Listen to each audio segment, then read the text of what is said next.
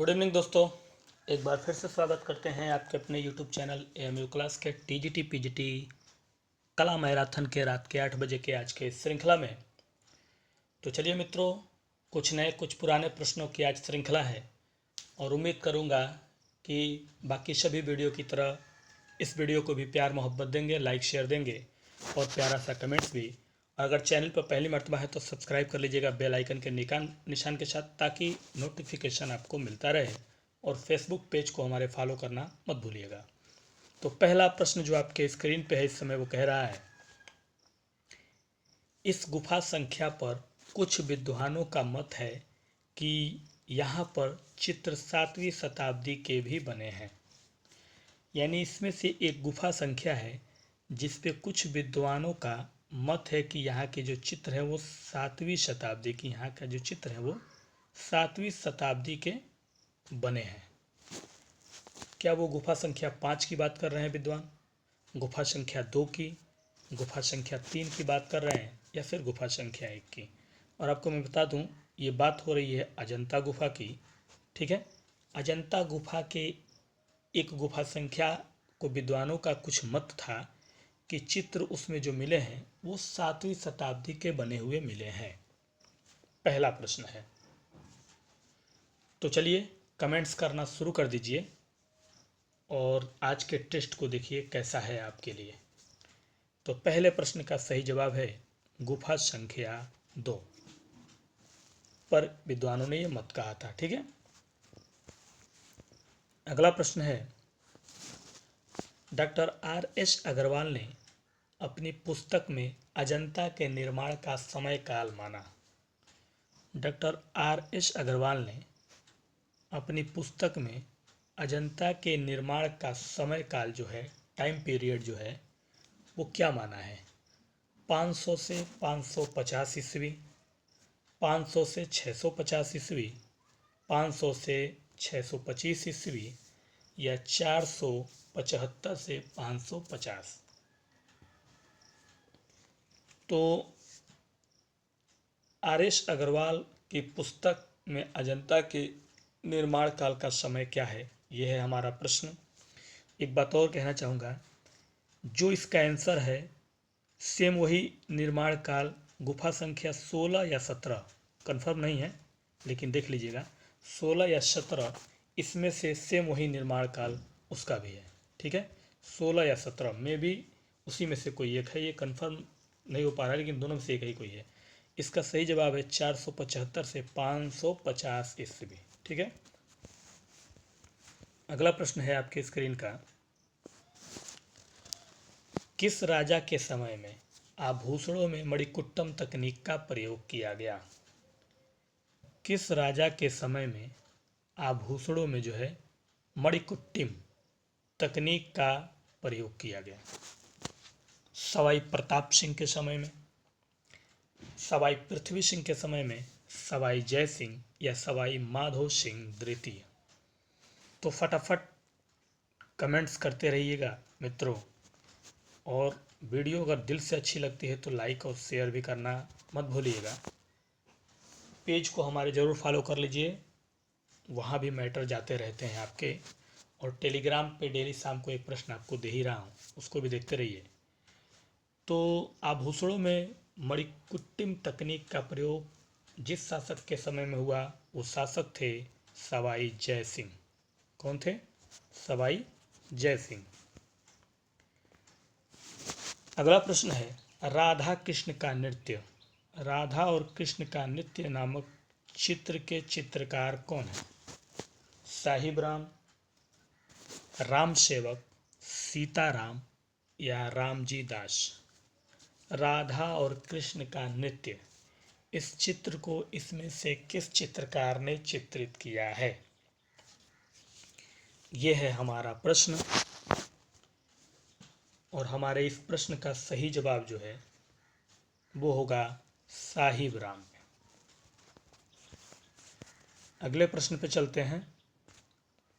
अगला प्रश्न पूछ रहा है, जम्मू शैली का भवन चित्रण किस शैली के जैसा था?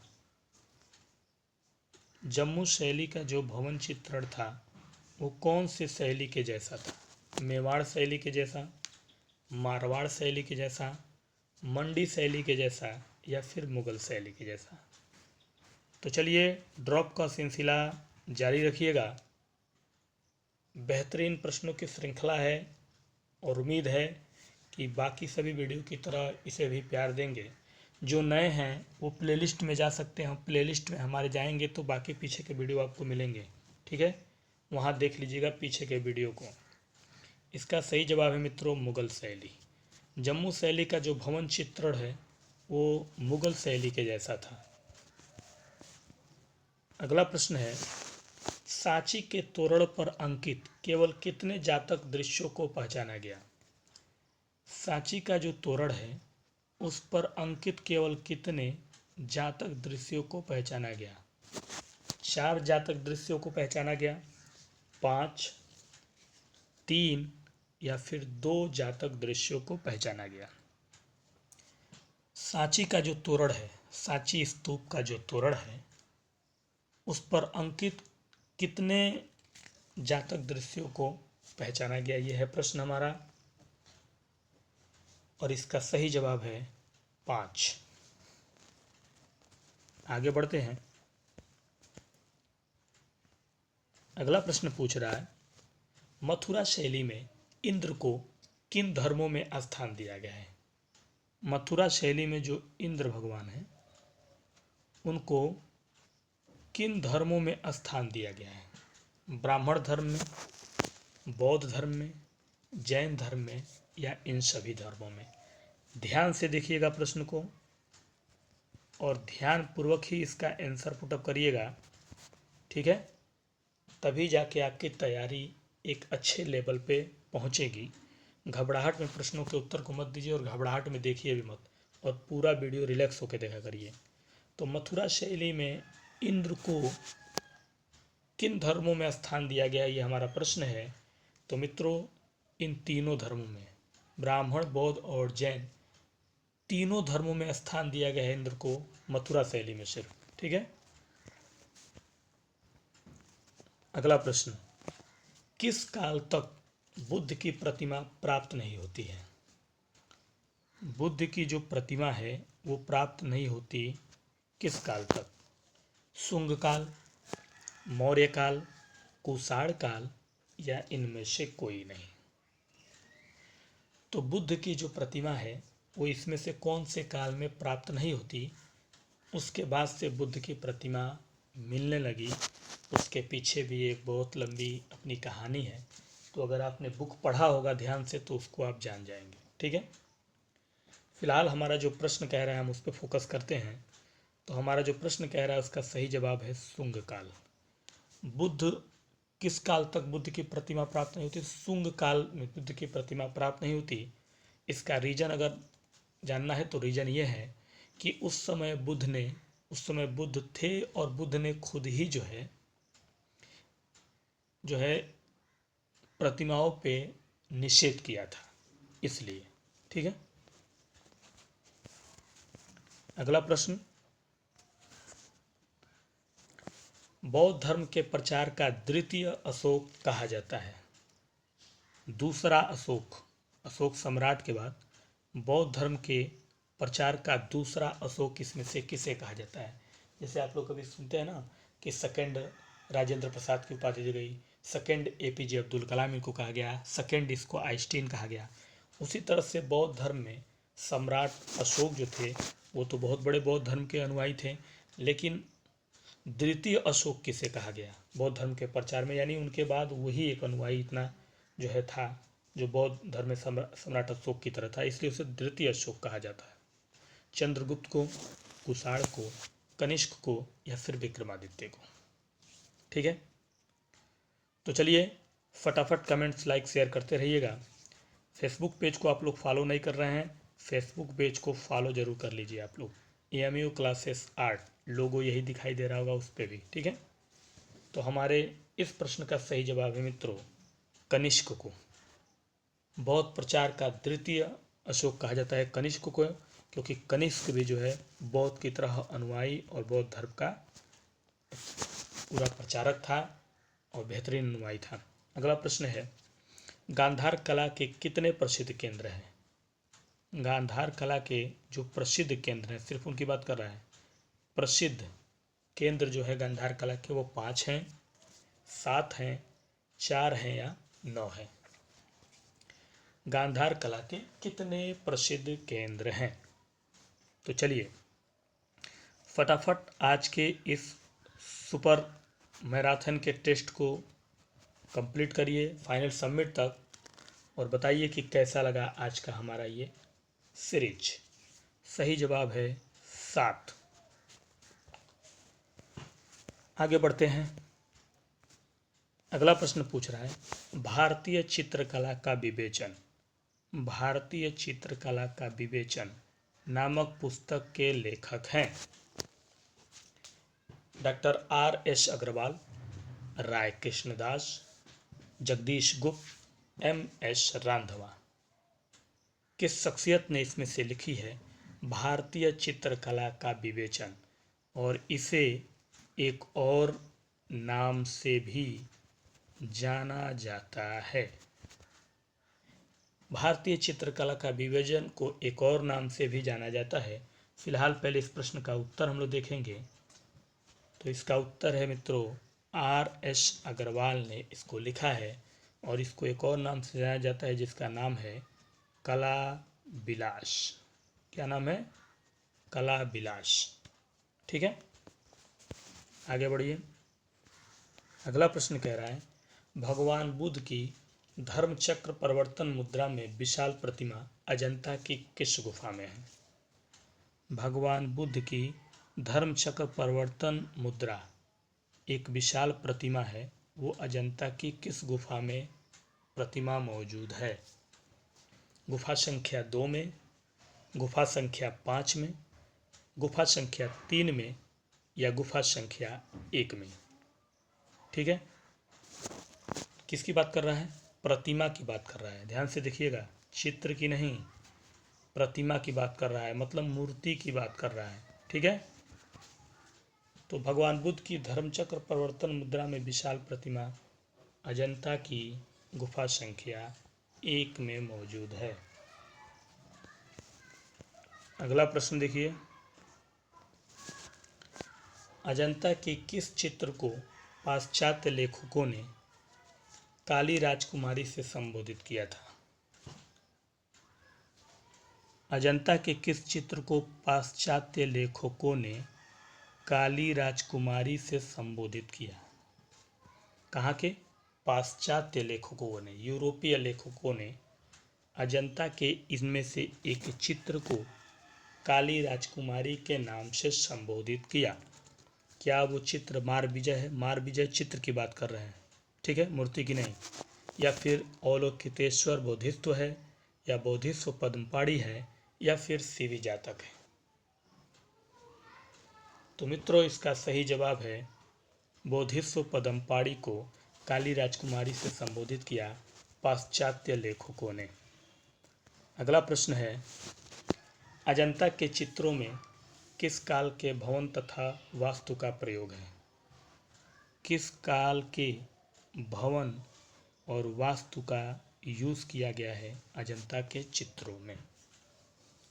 मौर्य काल के, गुप्त काल, मुगल काल, या इनमें से कोई नहीं?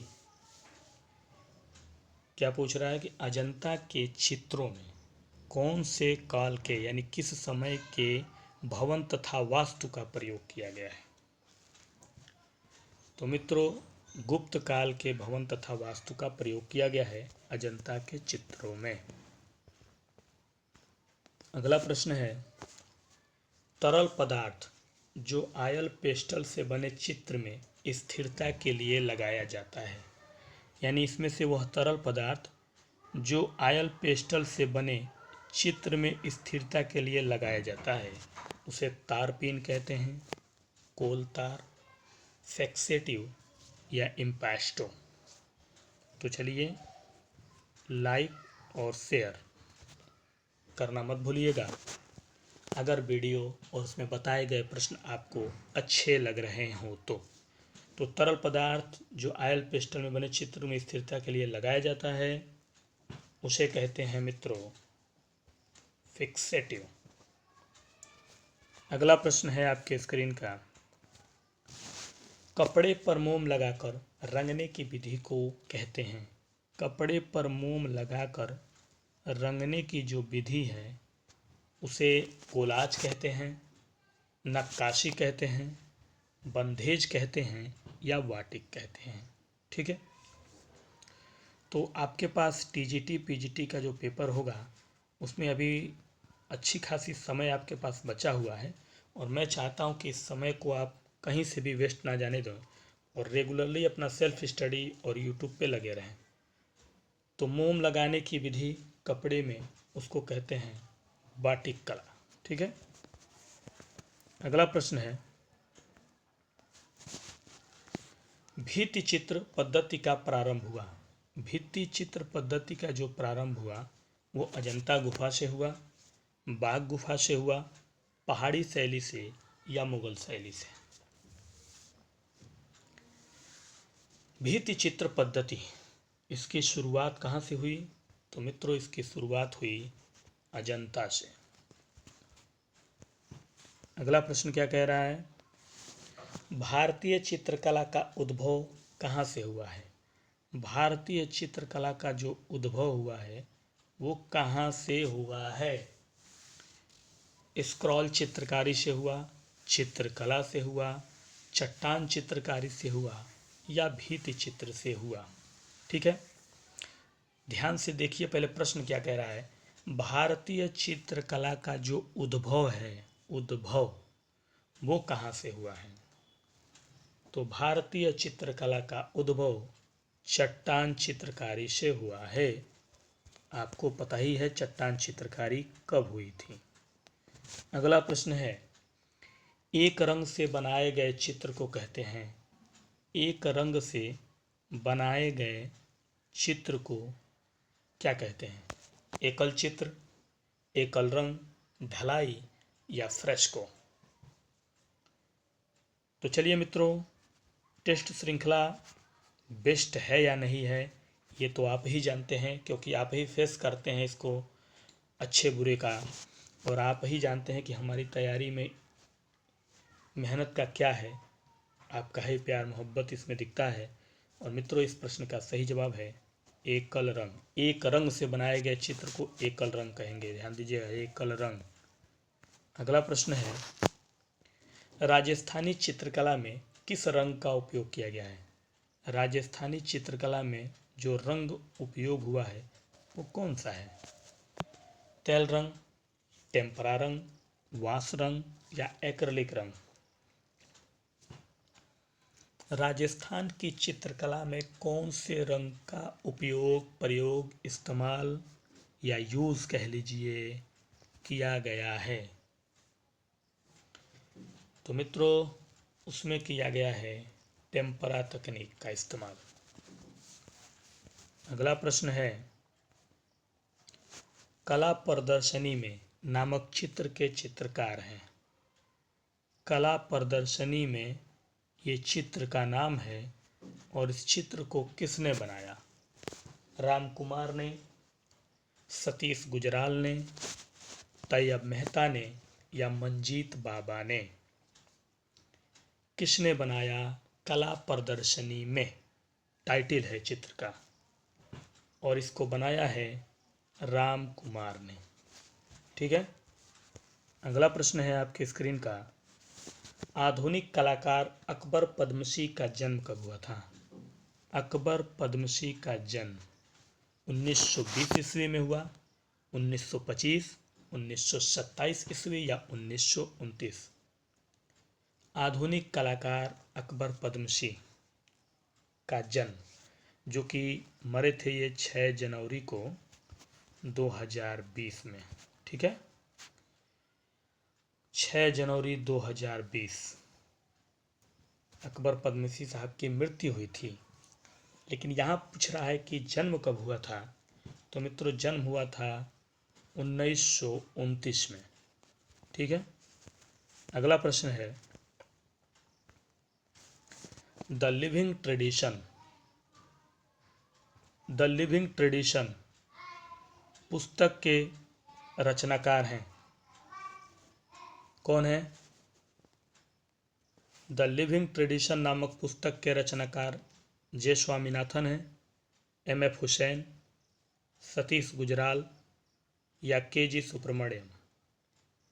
तो द लिविंग ट्रेडिशन नामक पुस्तक को किस कलाकार ने लिखा है?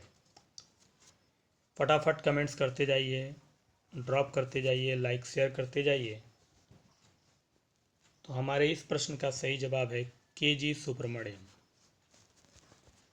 अगला प्रश्न है, किस कलाकार ने आर्ट टुडे नामक कला पत्रिका निकाली? किस कलाकार ने आर्ट टुडे नामक कला पत्रिका निकाली थी? तैयब मेहता, अवधेश मिश्रा, जोगेन चौधरी या इनमें से कोई नहीं। आर्ट टुडे नामक कला पत्रिका को किसने निकाली थी? तो उनका नाम था जोगेन चौधरी। अगला प्रश्न देखिए, रेब्रा के आत्मचित्रों की कुल संख्या है? यानी पाश्चात्य कलाकार रेम्ब्रा ने कुल कितने आत्मचित्र बनाए थे? 62, 60, 30 या 52? ठीक है, तो चलिए इस प्रश्न को कमेंट्स में फटाफट डालिए और बताइएगा कि आज आपने टोटल क्या किया अपने इन प्रश्नों में। सही जवाब है इसका 62। अगला प्रश्न है, कला में भाव की भूमिका क्या है? जो भाव है कला में, भाव, उसकी भूमिका क्या है? लय नहीं होगा, लय। लय दिखाने हेतु है उसकी भूमिका, बदलाव हेतु, खुशी हेतु या अभिव्यक्ति हेतु? कला में जो भाव है उस भाव की भूमिका क्या है, किस रूप में है? तो मित्रों, कला में जो भाव की भूमिका है वो अभिव्यक्ति की हेतु है। ठीक है, अगला प्रश्न है, कह रहा है कि बाघ में कुल गुफाओं की संख्या कितनी है? कुल गुफाओं का संख्या बाघ में कितनी है मित्रों?